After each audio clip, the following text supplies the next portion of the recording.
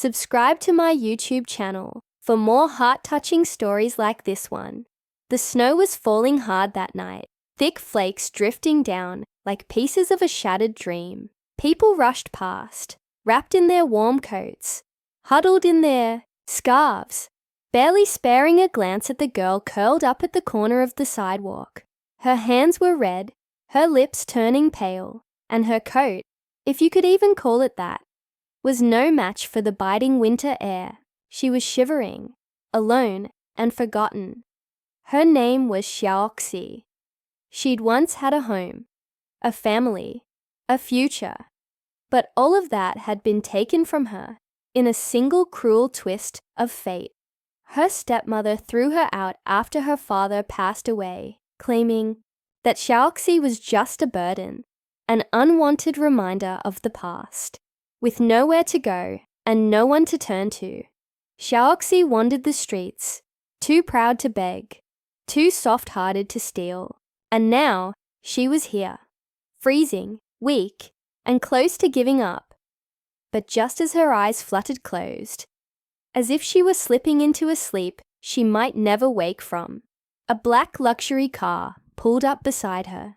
The door opened, and a man stepped out, tall, sharp-featured, and dressed in a tailored coat that probably cost more than everything Xiaoxi had ever owned. His name was Lu Zheyan. Most people in the city knew his name. The youngest CEO of the powerful Lu Corporation. Ruthless in business, cold in the boardroom. Rumors swirled around him. He never smiled, never dated, never trusted. They called him the Ice CEO, a man so distant he didn't even believe in love. But that night, he stopped. He saw her. He didn't know why. Maybe it was the way her fingers trembled against the concrete, or how her eyelashes fluttered like broken wings. Maybe it was something deeper, something buried in his own past, in his own pain. But Lu Zheyan didn't just walk past her like everyone else. He knelt down, shrugged off his coat, and wrapped it around her shivering frame. "Miss," he said softly, "can you hear me?" Xiaoxi's lips moved, but no sound came out. She was barely conscious. Without hesitation, he lifted her into his arms and carried her to the car, ignoring the stares from the crowd. He didn't care what people thought. He just knew. He couldn't leave her there. Back at his penthouse, he called for the doctor, had the guest room prepared, and stayed by her bedside all night. He didn't sleep. He watched her chest rise and fall, listened to her weak breathing, and for the first time in years, he felt something. When Xiaoxi finally woke up, she was confused. Her lashes fluttered open to a ceiling too white, too clean. She sat up slowly, clutching the thick blanket around her. Then the door opened, and he walked in.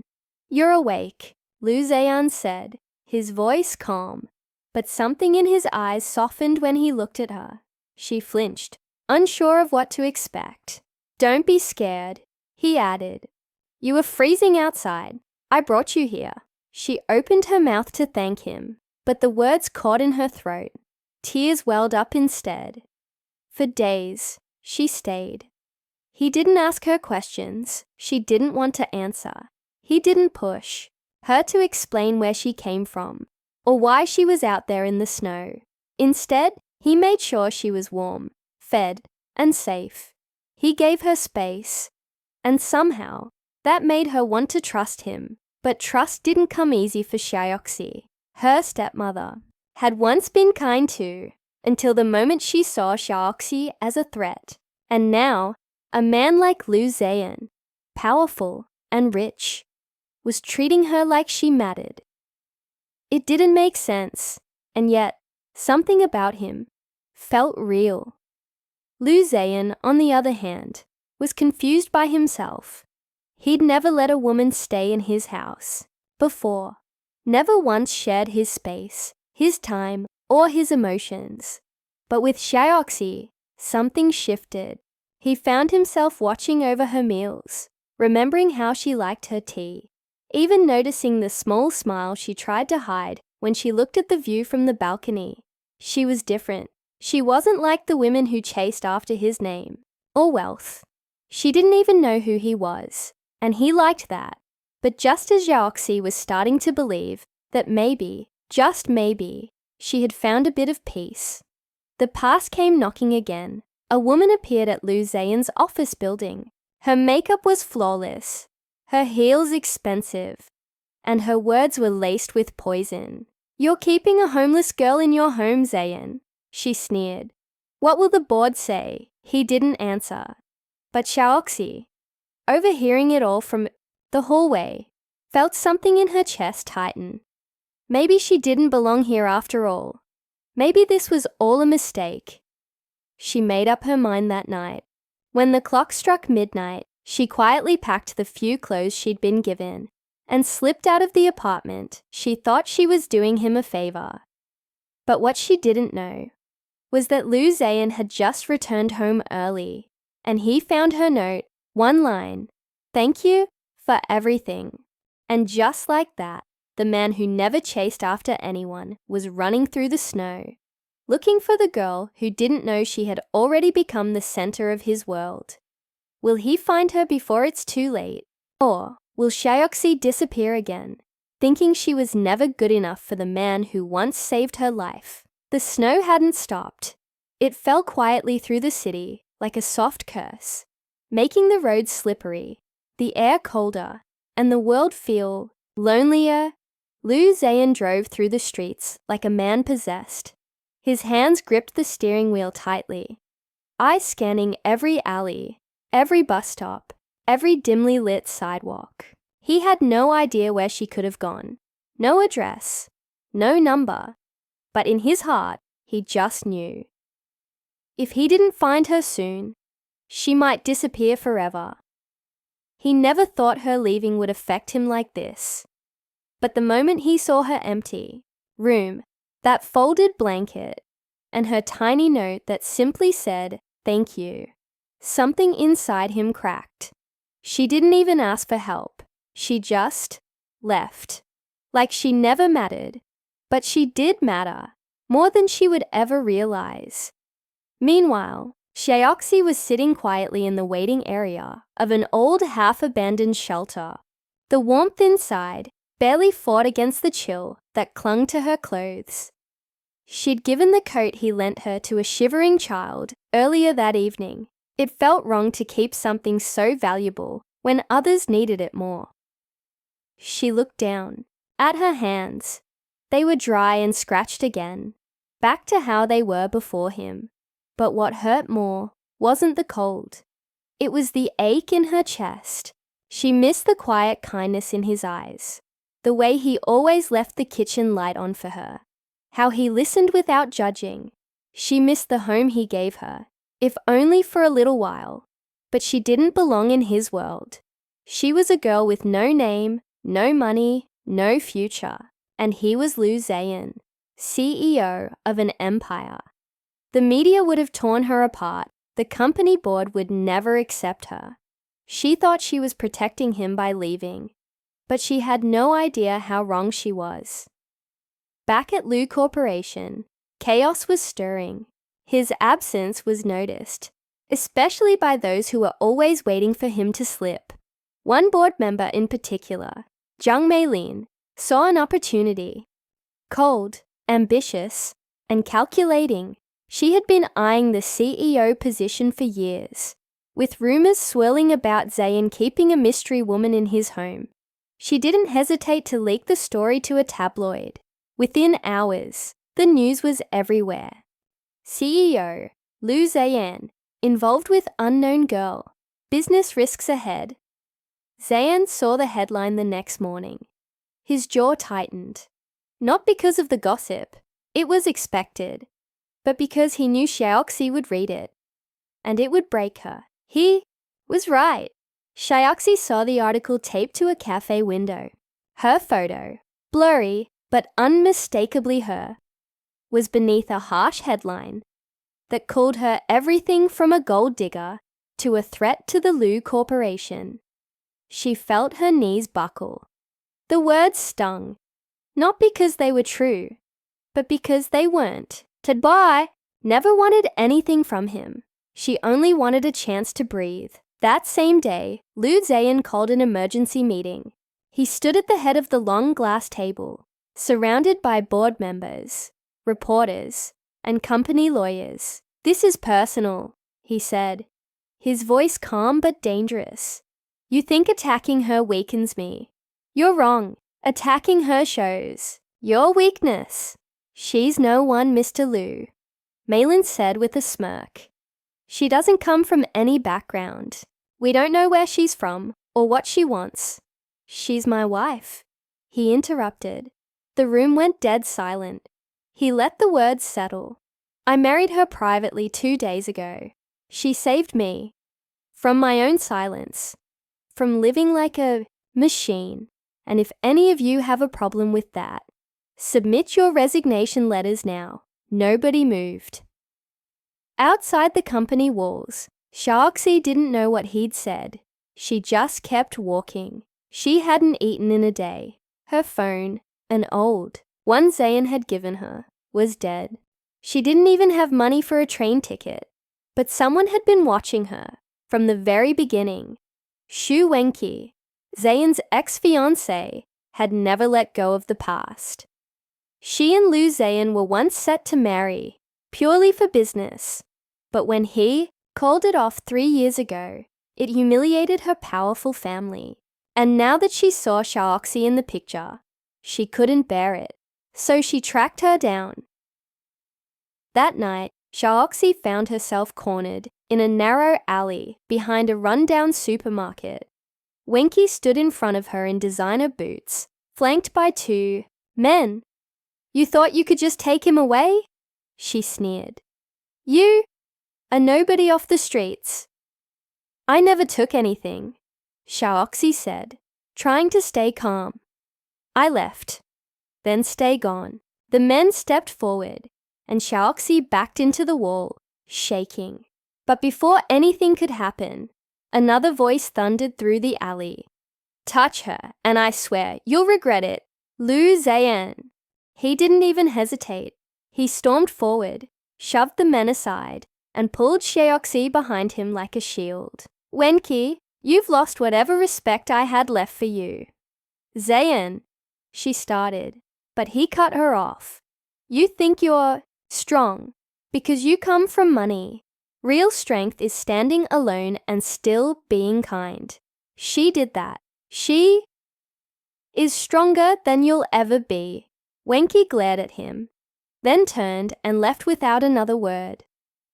Zayan turned to Xiaoxi, brushing snow from her hair.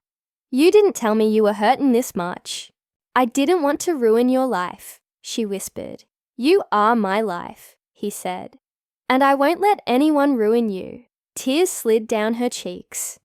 He reached into his coat pocket and took out a small velvet box. "I know this isn't how most love stories go, but ours doesn't need to be perfect. It just needs to be real. Stay with me." She opened the box. Inside was the simplest, most beautiful ring she had ever seen. Before she could answer, sirens suddenly echoed in the distance. Someone had filed a false complaint, and now the police were headed straight toward them. The past wasn't done with Xiaoxi yet, and neither were the people trying to destroy their love. What happens next will change everything. The sound of sirens grew louder, but Liu Zayan didn't move. His grip on Xiaoxi tightened as the flashing lights of police cars approached. He could hear the heavy footsteps of officers getting closer, but his eyes never left hers. There was only one thing on his mind: protect her, no matter what. "Stay close," he murmured to her, his voice low and firm. But Xiaoxi was already shaking her head, her eyes wide with fear. "Zayan, this is a mistake. They're coming for me, not you. I won't let them take you," he said, pulling her toward him protectively. He knew that everything was about to change. His career, his reputation, and even the delicate balance of his world. But in that moment, he didn't care about any of it. His heart was in his hands, and he was willing to fight for it, no matter the cost. As the officers arrived, Zayn stood tall, his back straight and unwavering. He met their gaze without hesitation. One of the officers, a young man with a serious expression, stepped forward. "We have a report of a disturbance," the officer said, looking between Zayn and Xiaoxi. "It's a misunderstanding," Zayn said calmly, his voice steady. "I'm the one who called for help. She's not involved in any crime." The officer hesitated for a moment, clearly unsure how to proceed. But Zayn's authority and the calm way he spoke made it hard for them to question his word. He had the reputation to back it up, and more importantly, he was the one in control of this situation. After a tense moment, the officer nodded, signaling to his team to step back. "You're free to go, Mr. Liu. Just make sure this doesn't escalate further." Zayn didn't waste a second. He grabbed Xiaoxi's hand and guided her swiftly away from the scene. The snow was still falling, but it felt different now. There was a sense of clarity in the air, like everything that had happened in the past few days was leading to this very moment. They didn't say a word as they made their way back to Zayn's car. Xiaoxi's heart raced, but it wasn't from fear anymore. It was from the realization that she was no longer running. She was staying. She was choosing this life with him, even if the world didn't understand it. Inside the car, Zayn turned to her with a serious look in his eyes. "I'm not letting you go, Xiaoxi. No matter what happens next, you're with me. I've already lost too much in my life to let you slip away." Xiaoxi looked at him, her eyes softening. She could see the weight of everything he'd been through, the sacrifices, the loneliness, the pressure of being the perfect CEO. But in his eyes, she also saw the truth of what he wanted. Not power, not control, but love. Real love. And for the first time, she realized she wanted that too. "I don't know what's going to happen," she said quietly. "But I know I don't want to be anywhere else." Zayn's lips curved into a small smile, and for the first time in days, there was a warmth in the air that had nothing to do with the freezing temperature outside. They didn't have all the answers yet. There would still be challenges ahead, people who would try to tear them apart.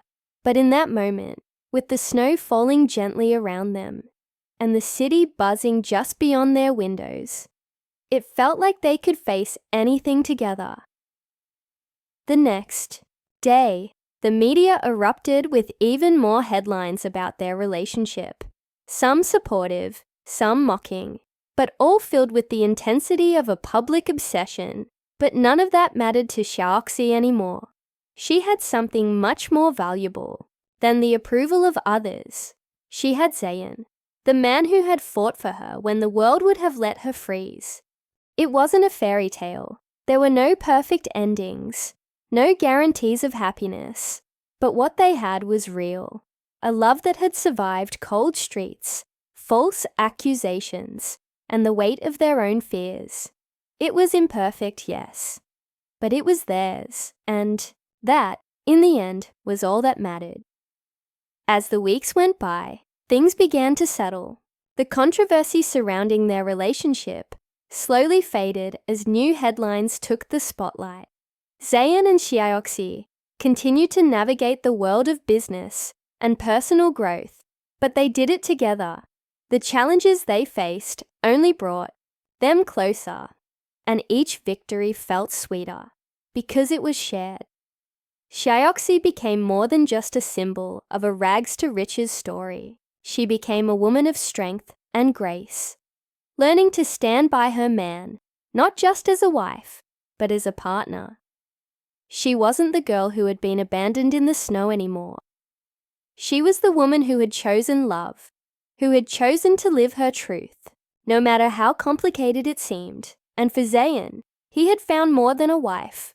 He had found a soulmate, someone who made him feel seen, someone who reminded him that the greatest power wasn't in wealth or status, but in the connection between two hearts. Together, they learned that love wasn't always about grand gestures or perfect moments.